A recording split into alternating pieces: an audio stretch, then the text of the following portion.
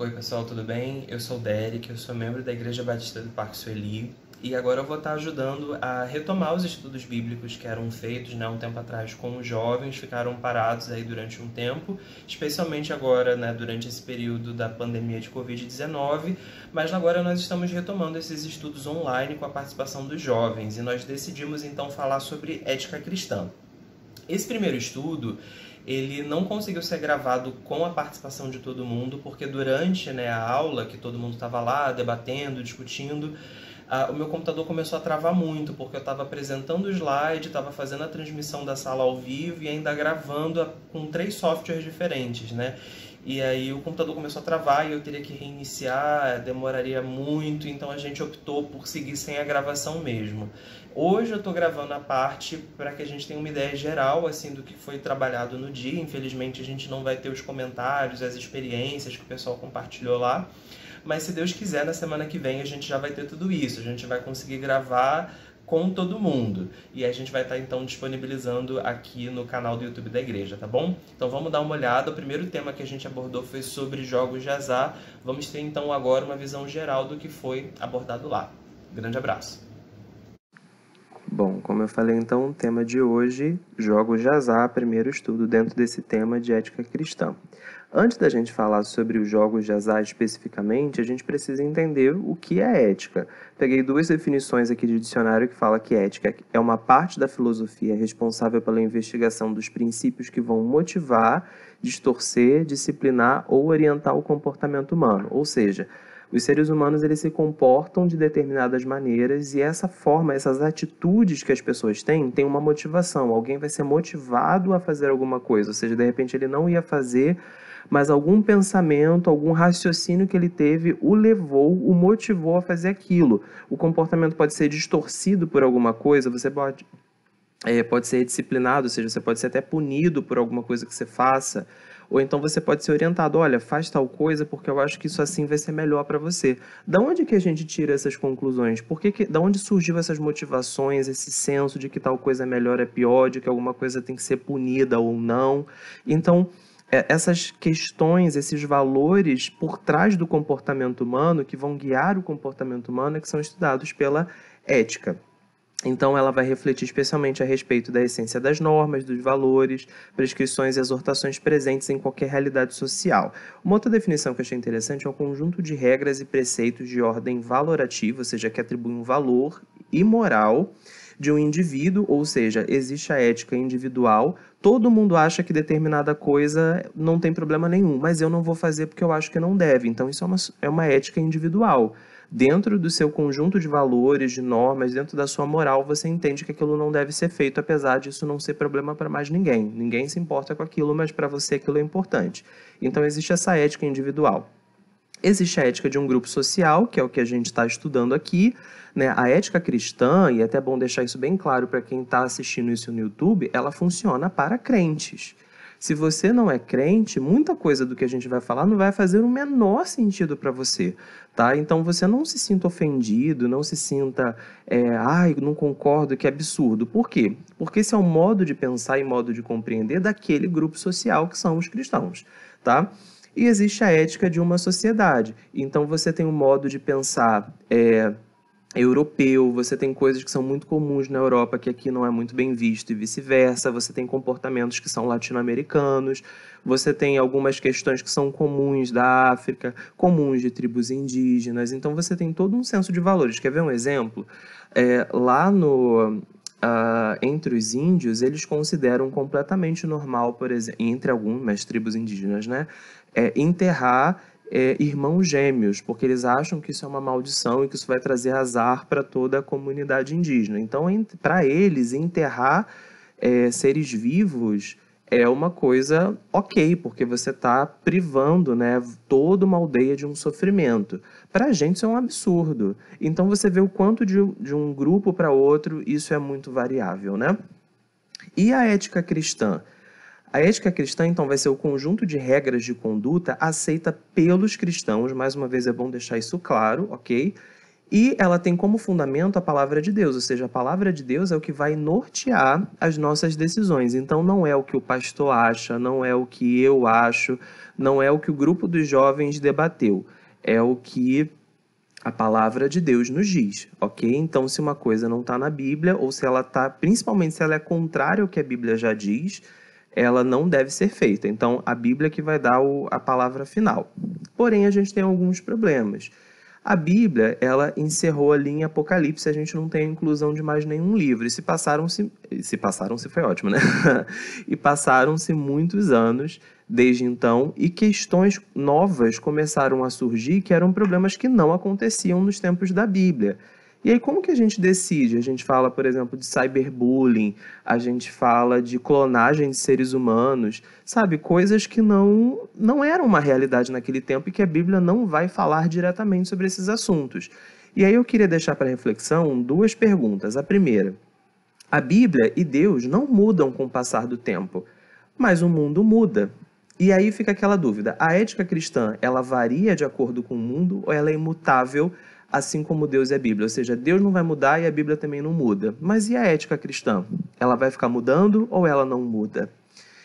E a segunda pergunta, que ferramentas a gente tem para discutir problemas que não existiam nos tempos bíblicos, como eu falei do cyberbullying, né, clonagem de seres humanos e várias outras questões? Só para a gente entender, as situações, elas mudam, mas os princípios não. Então, a gente vai ver, por exemplo, alguns exemplos aqui ao longo da aula, até na questão que Paulo falou de comer ou não comer carne, era uma situação que estava acontecendo naquele momento, ali daquela igreja, e ali foi tratado o princípio de você não escandalizar o seu próximo. Então, hoje, a gente tem outras situações onde esse mesmo princípio pode ser aplicado. Então, às vezes, as situações são novas, mas elas podem ser trabalhadas com princípios imutáveis e a ética cristã vai trazer isso para a gente dentro da palavra de Deus. Então, muitas situações elas podem não ter sido trabalhadas na Bíblia, as situações, mas dentro do conjunto de princípios que a Bíblia tem, a gente consegue tentar chegar a um consenso do que deve ser feito ou não naquelas situações. Até porque se você tenta criar uma resposta para um problema novo e a sua proposta de solução vai contra princípios bíblicos, então você já sabe que essa não é a solução que deve ser tomada, tá? E uma segunda coisa, quando existe um problema que você conhece bastante a Bíblia e você não chegou a uma conclusão, você tem dúvidas, o que pode ser feito é juntar todos os crentes, né? Você tem ali um grupo de crentes espiritualmente maduros que conhecem a palavra de Deus e que vão debater aquele assunto para chegar a um consenso comum ali, né? Para chegar numa conclusão através desse debate coletivo, né? Dessa troca de ideias. Foi o que aconteceu lá na igreja primitiva. Eles eram judeus e começaram a se converter recentemente ao cristianismo e tudo era muito novo para eles. A Bíblia que eles tinham, a experiência que eles tinham eram do judaísmo. Então, por exemplo, precisava ou não precisava circuncidar? Era um novo assunto, né? Era um novo tema. Então, aquilo eles não sabiam muito bem o que fazer na época. Então, eles fizeram um concílio para debater essas questões. E hoje em dia, isso também é necessário. Então, dentro dos princípios que a gente tem, dentro da Bíblia que a gente tem, né, do material que a gente tem para estudo, às vezes a gente fica com dificuldade de se posicionar diante de assuntos muito novos. Então, quando você não consegue chegar a essa conclusão sozinho dentro daquilo que você conhece, você então convida outros cristãos para debater, tá? Dada essa introdução gigantesca, vamos então falar sobre os jogos de azar. Eu queria que você pensasse, você é contra, você é a favor ou depende? E se depende, depende do quê? Como a gente não pode esperar e não pode ouvir os seus comentários, deixa os comentários aqui no vídeo, né? Então você pode deixar a sua opinião aqui. E se você quiser, dar um pause no vídeo para que você pense. Você pensa, depois quando você chegar a uma resposta, você dá play e continua assistindo. Até porque vão vir outras perguntas e você pode fazer a mesma coisa, tá bom? Bom, só para falar antes disso, existem vários tipos de jogos de azar, tá? E jogos de azar são aqueles em que você só consegue ganhar única e exclusivamente pelo acaso, né? Por pura sorte. Apesar, né, de o nome ser jogo de azar, você depende da sorte para ganhar. E aí você tem esses jogos meios de cassino, né? Jogos de carta. Alguns jogos de carta, eles ainda envolvem um pouquinho de estratégia, de raciocínio. Outros são 100% sorte mesmo, tá? A gente tem aqui os jogos de loteria, jogo do bicho, esqueci o nome, a caça-níquel, bingo, e tem vários outros. Então, jogos de azar, eles são muito diversos, tem vários tipos. E por que eu trouxe esse slide para falar com vocês? Porque alguns desses tipos aqui, eles são aceitos tanto na igreja quanto na sociedade em geral. Por exemplo, o bingo. O bingo ele é um jogo de azar que muitas vezes é feito até em virada de ano da igreja, né? A feira missionária, não sei mais o que, tem alguns lugares que fazem bingo e é um jogo de azar. Agora, a igreja não compactua, por exemplo, com as loterias, com jogos, né, de como é que é? Mega Sena da Virada, né? Essas coisas todas. Mas a sociedade, no geral, acha ok. Agora, por exemplo, máquina caça-níquel é mal visto tanto pela igreja quanto pela sociedade, porque é proibido por lei. Então aqui a gente não pode ter nem a igreja, nem a sociedade apoia. Mas é engraçado que, por exemplo, nos Estados Unidos, em Las Vegas, isso aqui é o que há, né? É super bem visto. Então você vê como isso é variável de lugar para lugar.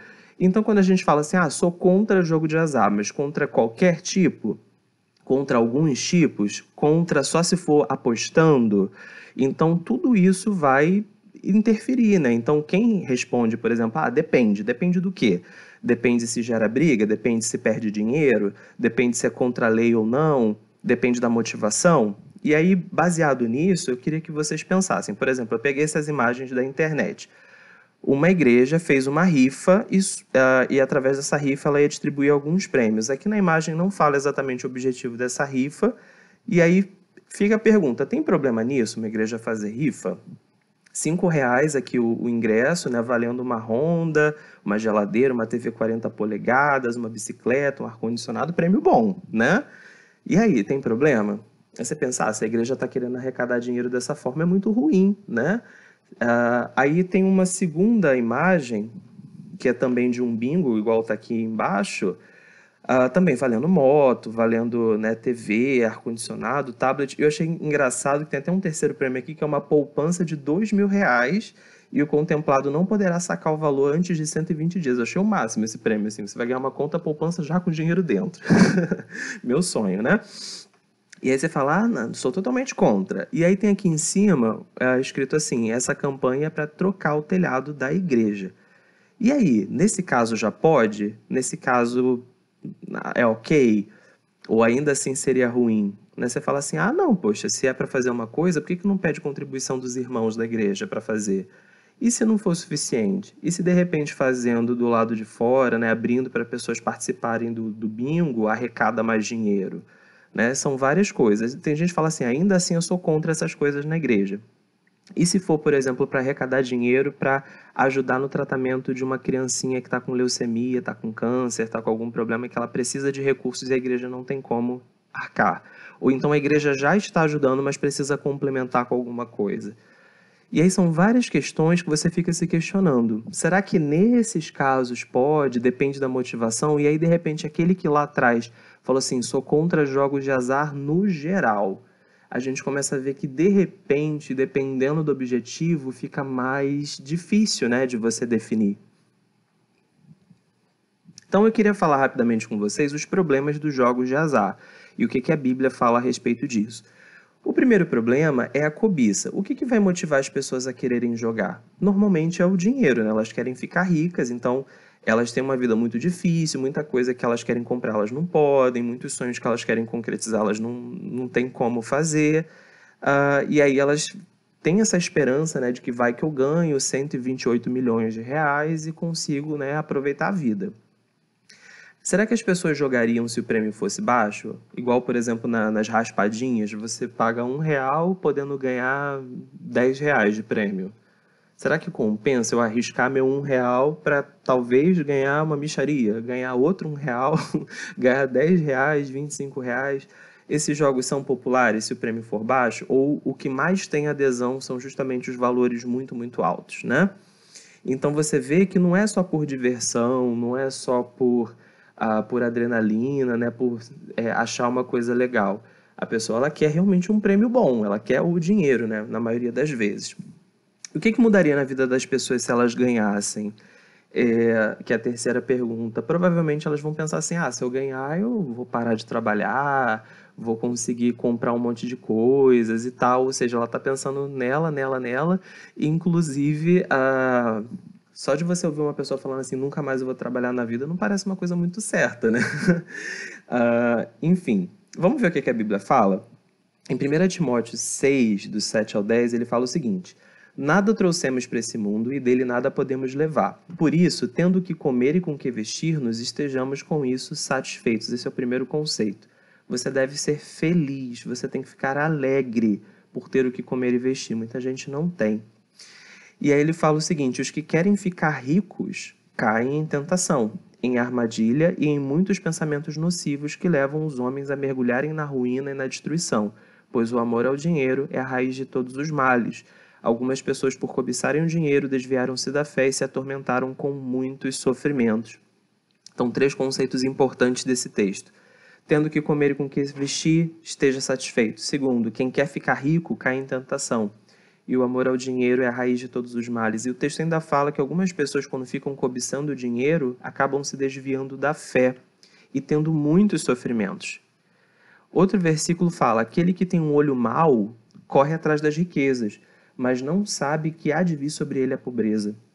Então, aquela pessoa que fica buscando enriquecer, esse é o propósito da vida dela, ela pode acabar mais pobre do que ela é atualmente quando inicia essa jornada.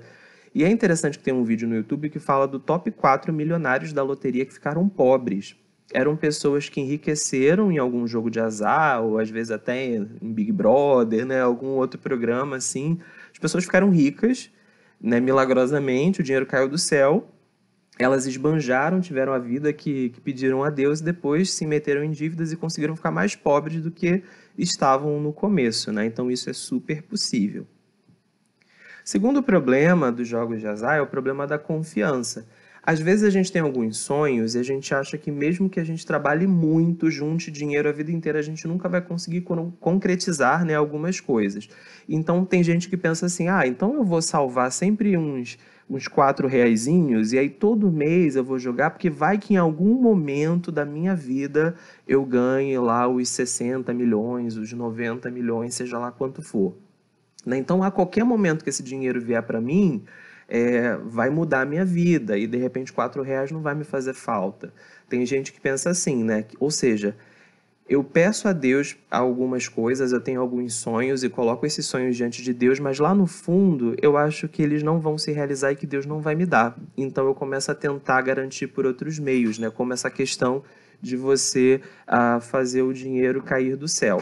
Então, vem a pergunta: tentar ganhar uma grande quantia para garantir a concretização dos seus sonhos não é deixar de confiar em Deus? Ou seja, ao invés de eu colocar diante de Deus e acreditar que se for da vontade dele, ele vai me dar, ao invés de fazer isso, eu começo a tentar outras fontes para que esse dinheiro venha, né? E aí vem uma segunda pergunta: e se Deus quiser me dar somente o necessário? Igual ele falou, né? O que eu quero... Deus falou que se você tem o que comer, o que vestir, que você fique satisfeito, mas e se eu quiser mais do que isso? E se eu quiser mais e Deus não quiser me dar mais, mas ainda assim eu quero correr atrás? Vamos ver o que a Bíblia fala? Mateus 6, 28 a 31. Por que vocês se preocupam com roupas? Vejam como crescem os lírios do campo. Eles não trabalham nem tecem. Contudo, eu lhes digo que nem Salomão, em toda a sua glória, vestiu-se como um deles. Se Deus veste assim a erva do campo que hoje existe e amanhã é lançada ao fogo, não vestirá muito mais a vocês, homens de pequena fé. Portanto, não se preocupem dizendo o que vamos comer, o que vamos beber, o que vamos vestir, pois os pagãos é que correm atrás dessas coisas, mas o Pai Celestial sabe que vocês precisam delas. 2 conceitos importantes aqui. A gente não tem que ficar sofrendo por antecipação com relação ao futuro, em relação às nossas necessidades. Então, se você crê que tem um Deus que cuida de você, você não deve se preocupar com relação a comida, bebida e roupa. O básico, e não é só comida, bebida e roupa, o que ele tá usando, né, esses três itens como um exemplo de que suas necessidades, as coisas mais básicas para que você viva, elas estão garantidas e Deus vai prover. É isso que o texto está dizendo. Então, se você está desesperado antecipadamente por coisas básicas, coisas que são necessárias, está sofrendo achando que elas não virão para você, que vai te faltar comida, que vai te faltar água, exemplo, uma coisa que é necessária para viver.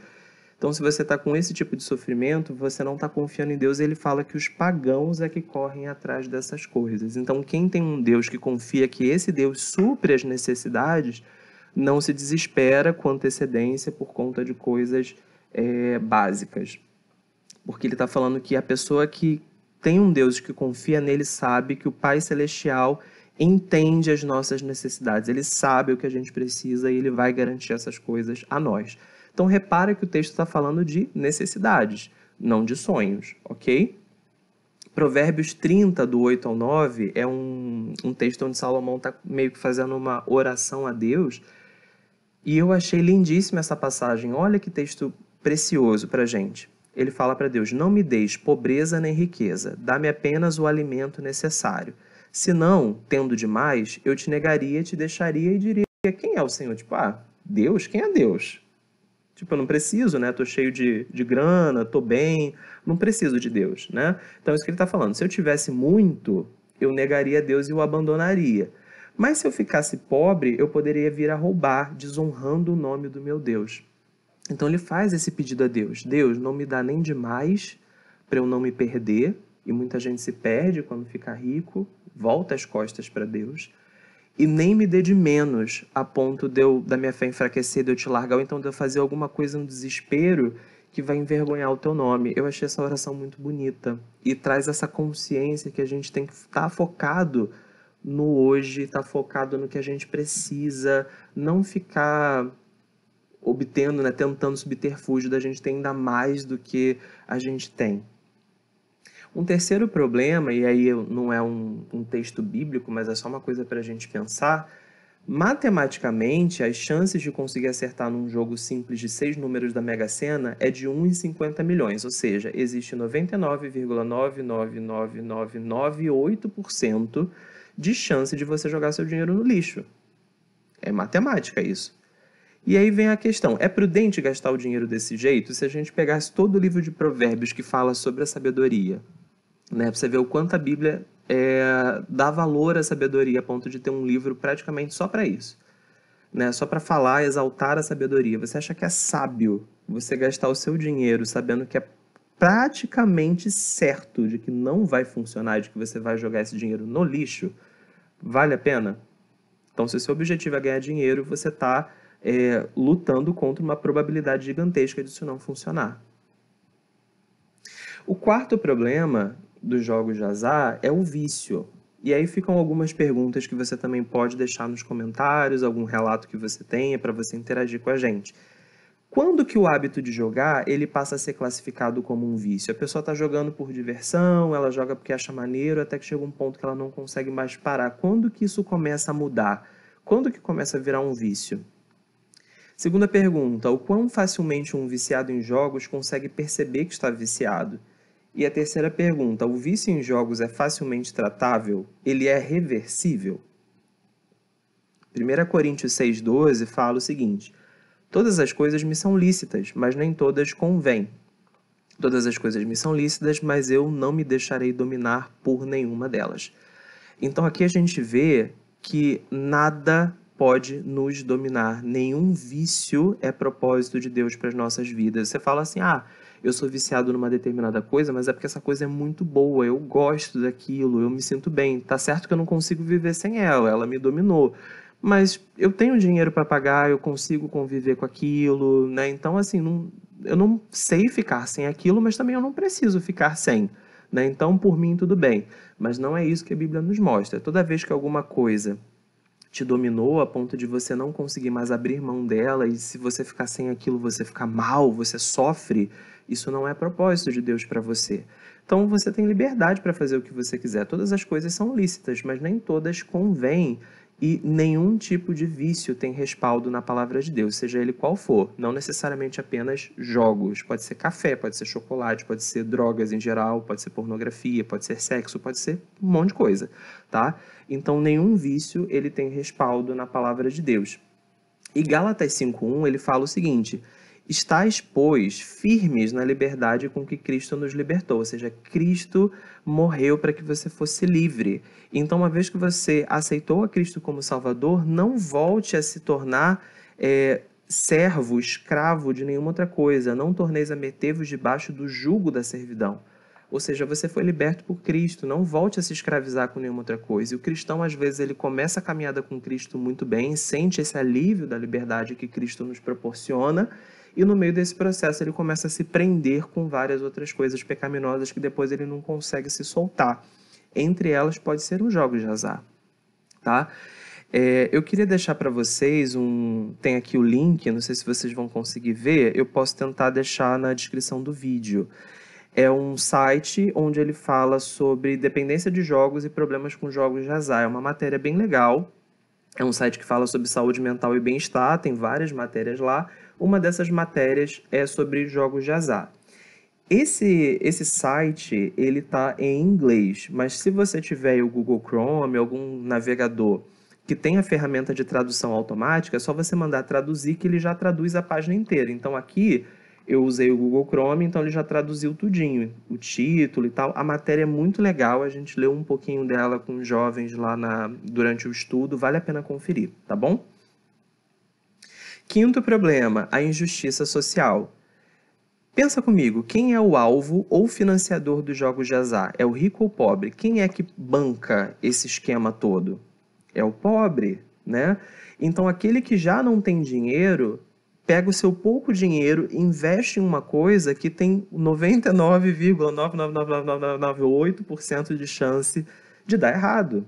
Então ele vai ficar mais pobre ainda, né? E aí qual é o problema disso? Você tem pessoas com a vida sofrida que agora estão adquirindo vícios, estão adquirindo, né, problemas com jogos e estão perdendo dinheiro, né? Então existem pessoas que estão enriquecendo às custas das esperanças do pobre, ou seja, o pobre tem uma vida sofrida, ele tem aquela fé de que vai melhorar, e aí em cima dessa fé que ele tem, ele pega o dinheirinho dele suado e investe numa coisa que muito provavelmente, quase certo, não vai dar retorno para ele, né? E aí, quem ganha, um dos poucos, dos únicos que vão ter o privilégio de ganhar, vai enriquecer, e todo esse dinheiro que vai chegar na mão dele é às custas do sofrimento de muita gente. E aí eu quero que você pense também, os jogos eles vão melhorar, piorar ou não alteram em nada a sociedade?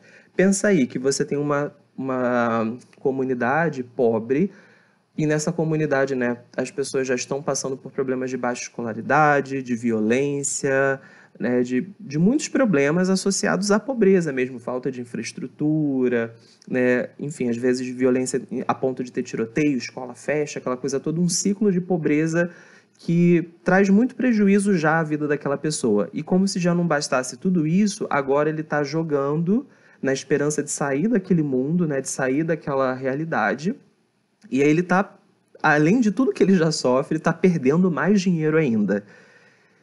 Qual é a expectativa para aquela comunidade onde vai ter ainda mais um problema? O que a gente acaba vendo é que isso piora a violência, isso piora os outros vícios, principalmente vício em bebida, em drogas, porque as pessoas vão se frustrando. Porque além delas não conseguirem sair de todos aqueles problemas que elas já têm, elas estão empobrecendo cada vez mais. Então, existe esse quinto problema, que é o problema da injustiça social, que aquele que ganha enriqueceu às custas do choro e do suor e do sacrifício de muita gente humilde e sem esperança. Provérbios 22:16, ele fala o seguinte: quem enriquece à custa de oprimir o pobre, assim como quem adula com presente os ricos, certamente passará necessidade. Esse dinheiro que vem para quem ganha é um dinheiro maldito. Sexto e último problema é o problema da comunhão e da mordomia. Devo participar de jogos de azar se isso escandaliza outros irmãos em Cristo, mesmo que apenas por lazer? Digamos que você está num retiro de igreja e ali de noite, né, já acabou o culto, não tem mais nada para fazer, mas eu também não quero dormir. Pô, galera, vamos jogar baralho? Vamos jogar pôquer? Vamos fazer um joguinho de azar aqui? Aí passa um novo convertido, então passa um diácono, fica horrorizado, fala, jogatina aqui, meu Deus, onde nós vamos parar e tal. E aí causa aquele desgaste, as pessoas ficam brigadas, ficam chateadas. E aí? Você se acha no seu direito, você não está fazendo nada demais. Você está jogando para se divertir. Mas se isso está incomodando, está gerando desgaste, vale a pena? Essa é a primeira pergunta. Segunda pergunta, considerando que tudo pertence ao Senhor, e se tudo pertence ao Senhor, inclusive o nosso dinheiro, o dinheiro está conosco para que nós administremos, mas o dinheiro pertence a Ele, apostar esse dinheiro não seria um pecado contra a mordomia cristã? Essa é a segunda pergunta, ou seja, Deus ele permitiu que você tivesse o dinheiro que você tem, para que você cuidasse desse dinheiro.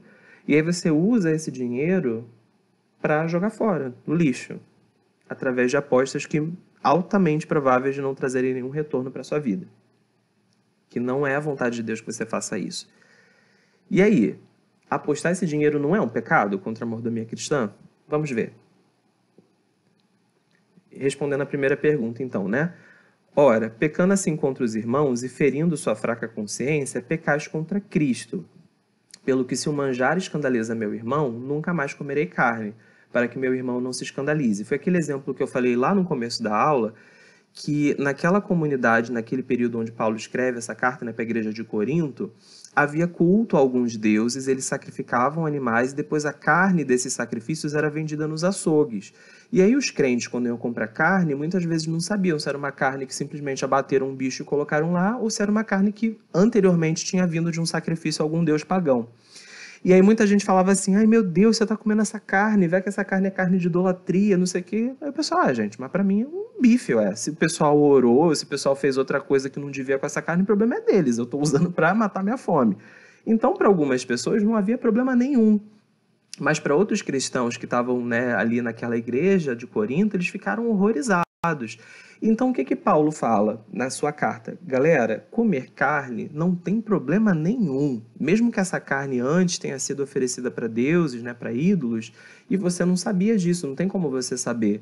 Então, se você está comendo com a sua consciência limpa, seu objetivo não é, né, coadunar com aquilo, não tem problema nenhum.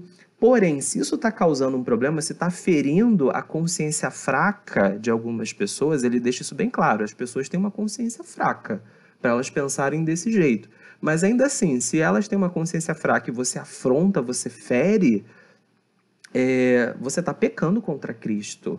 Você não deve fazer isso. Então, exemplo, a Bíblia não está te proibindo, não proíbe o crente de beber, por exemplo. Inclusive, personagens bíblicos bebiam. A gente tem vinho na Bíblia do começo ao fim, de Gênesis ao Novo Testamento. Mas, no Brasil, se criou essa imagem de que evangélico não bebe. Então, a gente sabe que, por exemplo, não devemos ficar bêbados, né? Mas isso é outro assunto, né? Não querendo entrar nessa polêmica aqui agora. Mas a Bíblia tem recomendações claras para que a gente não fique bêbado. Mas proibição de beber não tem, né? Só que como existe essa imagem no Brasil de que os evangélicos não bebem, não tem o menor sentido a pessoa, por exemplo, tomar um copo de cerveja e postar no Instagram, loira gelada, não sei o que, porque senão as pessoas vão olhar e falar, ué, esse cara não é crente, não é possível.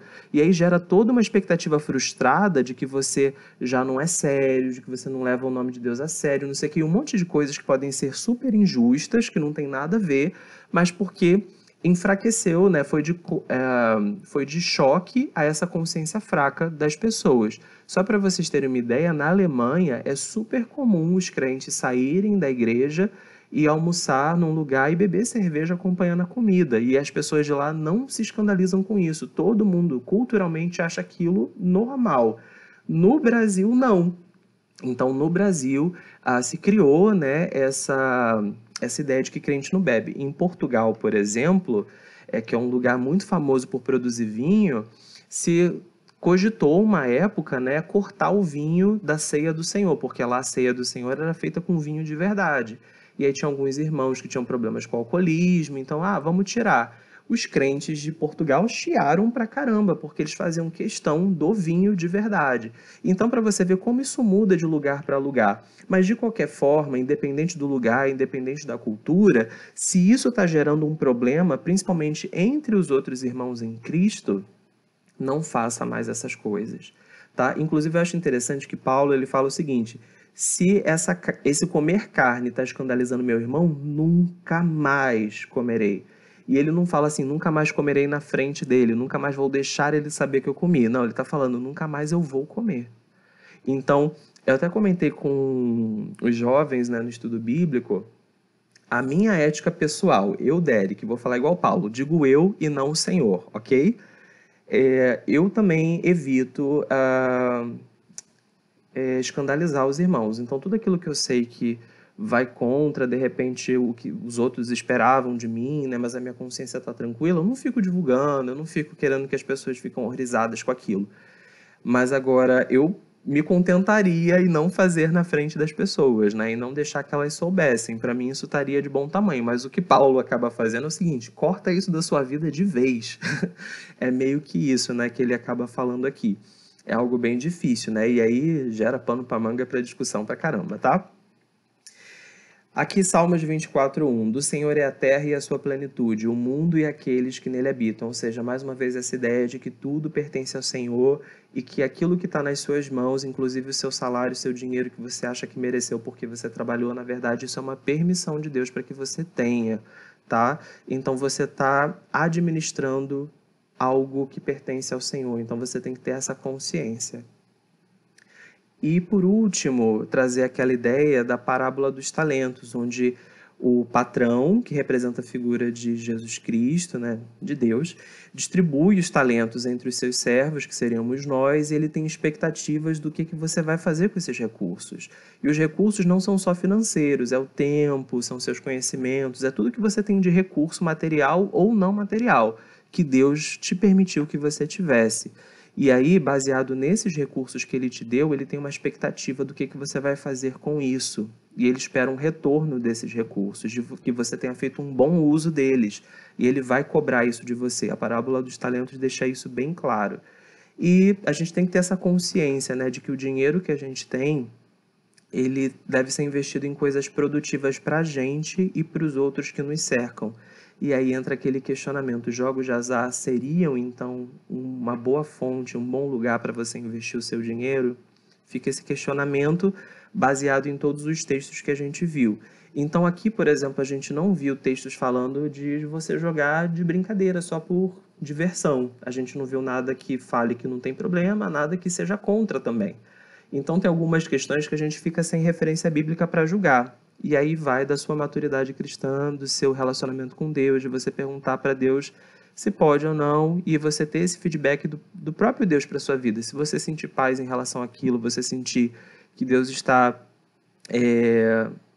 bem em relação com aquilo, ok. Agora, se você sente que o Espírito Santo de Deus está te incomodando quando você participa de certas coisas, então você comece a reconsiderar. Eu não vou aqui dar a minha opinião em cima de coisas que a gente não tem referência bíblica para julgar. Então isso realmente vai ficar com cada um para definir. O que eu trouxe aqui hoje foram coisas que a Bíblia claramente mostrou que devem ou que não devem ser feitas. E é essas que a gente vai ser categórico nos nossos estudos. O que a Bíblia não disser, a gente também não vai dizer, ok? Então, finalizo com esse versículo que ele pode ser usado meio que como um princípio geral para a ética cristã, 1 Coríntios 10:31. Portanto, quer comais, quer bebais, ou façais qualquer outra coisa, fazei tudo para a glória de Deus. Tendo dúvida se você deve ou não fazer alguma coisa, pensa: Deus vai ser glorificado com isso? Pode ser um bom critério para você definir sua resposta. Obrigado por você que assistiu. Até o próximo estudo.